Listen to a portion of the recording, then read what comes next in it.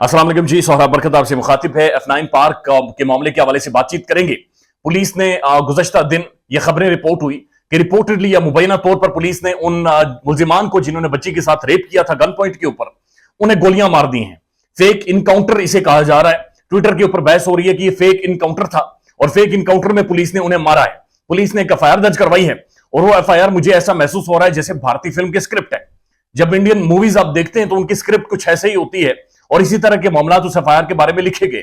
झूठी है या सच्ची है ये जरूर सामने आनी चाहिए, क्योंकि पुलिस का काम नहीं है कि वो फैसला करे और लोगों को गोलियां मार दे बगैर ट्रायल के। ये ऐसा अगर इन्होंने करना जारी रखा तो किसी को भी सड़क के किनारे पकड़कर गोली मार देंगे और कह देंगे ये फलां भी करता था, फलां भी करता था और फलां भी करता था। ये हमने मिसालें देखी हैं। नकीबुल्लाह महसूद इस चीज का विक्टिम रहा है और राव अनवार के बारे में 300 से ज्यादा इनकाउंटर्स की बातचीत की जाती है। पुलिस ने जो एफआईआर करवाई है वो इंतहाई मज़ाहिर का खेज है।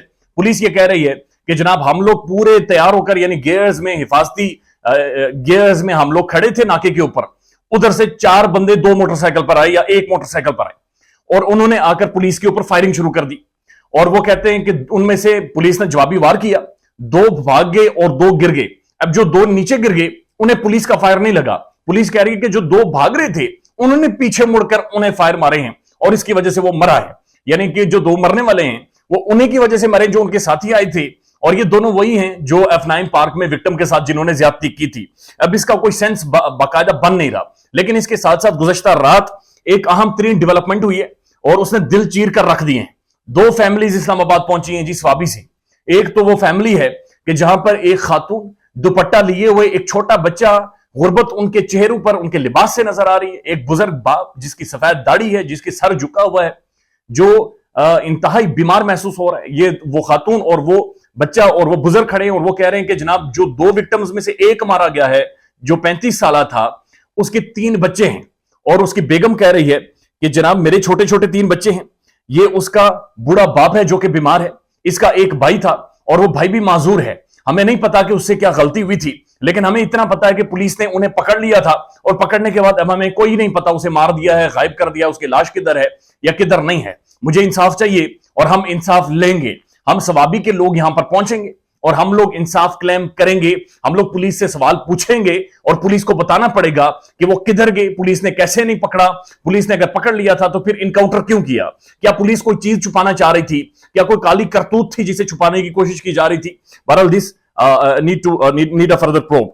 लेकिन दूसरी जो वीडियो है वो उससे भी ज्यादा खौफनाक है, क्योंकि जो दूसरा एलिजिडली जो मुलजिम था वो 18 साल का बच्चा था। अब वो 18 साल के बच्चे की मां कह रही है, वो मंजर हम पर आई है, उनकी वीडियो आई है, वो कह रही है कि जनाब मेरा बच्चा अपने घर में कामकाज कर रहा था, तब पुलिस आई और पुलिस ने उसे पकड़ा और मेरे सामने उसे पकड़ कर लेकर गए।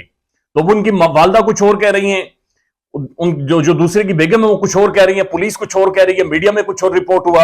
बहरहाल the end of the day police ने मुबैना तौर पर उन्हें एक फेक इनकाउंटर में मारा है और पुलिस ये क्लेम कर रही है कि उन्हें पुलिस ने नहीं मारा बल्कि उन डाकुओं ने मारा है।